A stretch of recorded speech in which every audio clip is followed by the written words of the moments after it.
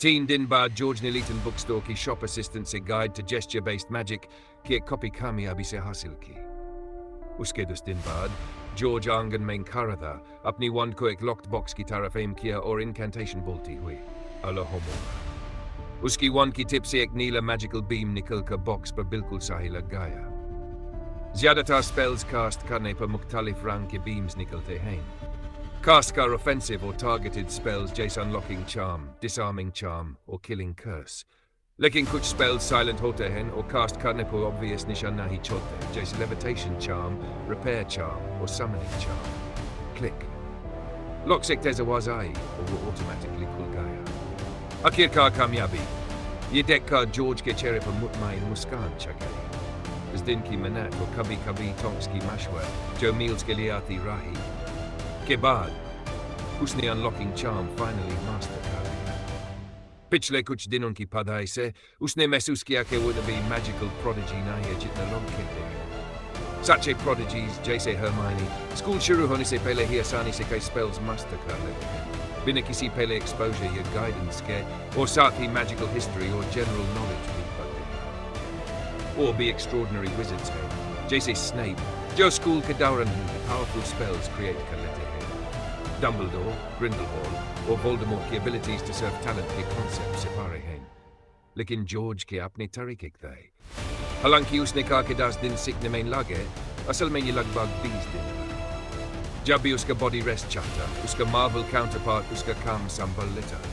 Magic सीखने के सबसे अहम पहलू टैलेंट और डिलिजेंस है। उसका टैलेंट शायद एक्स्ट्रॉर्डिनरी नहीं था, लेकिन उसने हार्ड वर्क से इसको कॉम्पनसेट किया।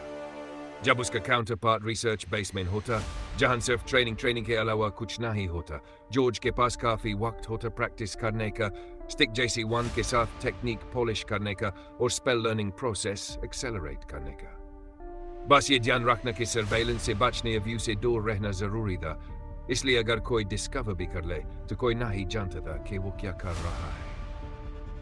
जब उसका काउंटर पार्ट फ्री हो जाता तो मैजिक सीखने की स्पीड और भी ज्यादा बढ़ जाती, क्योंकि इफेक्टिवली उसके पास डबल टाइम होता स्टडी और रिसर्च के लिए। अगर चीटिंग न माना जाए तो 10 दिन में स्पेल मास्टर करना विज़र्ड्स के बीच काफी इंप्रेसिव है। ज्यादातर यंग विज़र्ड्स एक साल में सिर्फ कुछ स्पेल्स सीखते हैं और कम माहिर सिर्फ कुछ ही मैनेज करते हैं। अगला स्टेप जेस्चर बेस्ड मैजिक की कंटिन्यूअस प्रैक्टिस। जब तक मेन गेस्चर्स से सक्सेसफुली स्पेल्स कास्ट नहीं कर सकता, मेन अगली स्पेल सीखना शुरू नहीं कर सकता। कई सक्सेसफुल अटेम्प्ट्स के बाद और ये कंफर्म करने के बाद कि उसने अनलॉकिंग चार्म पूरी तरह मास्टर कर लिया है, जॉर्ज ने तुरंत अपनी वन साइड में रख दी और guide to gesture based magic के मुताबिक अनलॉकिंग चार्म की प्रैक्टिस शुरू की। 8 दिन बाद दोनों उसके मेन सेल्फ और डॉपलगैंगर की रिलेंटलेस प्रैक्टिस के बाद जॉर्ज फाइनली वन के बगैर अनलॉकिंग चार्म कास्ट करना सीख गया।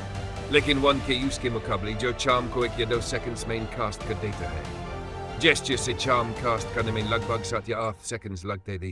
प्रैक्टिस के बावजूद मास्टरी से ये वक्त 5 या 6 सेकंड्स तक कम हो सकता है। 2 विज़र्ड्स की डुएल में 5 या 6 सेकंड्स का डिले ओपोनेंट को 3 या 4 ऑफेंसिव स्पेल्स कास्ट करने का मौका देता। इसीलिए ये मेथड ऑफ स्पेल कास्टिंग ज्यादा पॉपुलर नहीं रहा। 21 अगस्त दिन जब गिल्डरॉय लॉकहार्ट लेटन बुक स्टोर में बुक साइन कराए हैं। सुबह के वक्त जॉर्ज ने नाश्ता करते हुए और अपनी मैजिकल कैलेंडर पर देखते हुए अपने प्लान्स का गौर किया।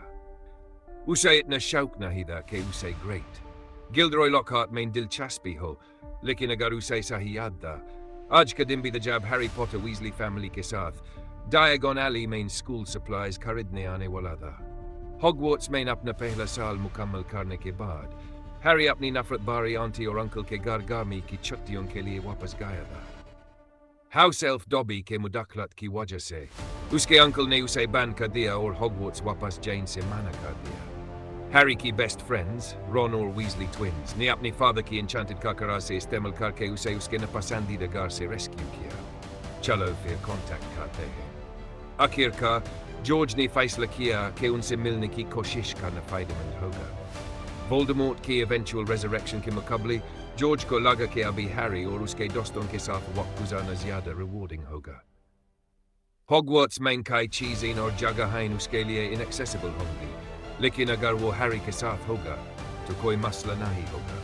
मिसल के तौर पर हॉगवर्ट्स लाइब्रेरी के रिस्ट्रिक्टेड सेक्शंस जहां वो अकेला मैजिकल टेक्स्ट देख ही नहीं सकता, लेकिन अगर वो हैरी के साथ होगा तो डम्बलडोर शायद आंख छुपाए रखेंगे। रूम ऑफ रिक्वायरमेंट भी इसी तरह एक्सेसिबल होगा, तो नाश्ता करने के बाद अपनी यूजुअल स्पेल रिसर्च को कंटिन्यू करने के बजाय जॉर्ज अपोथेकरी के लॉबी की विंडो पर खड़ा हो गया और बाहर देखने लगा।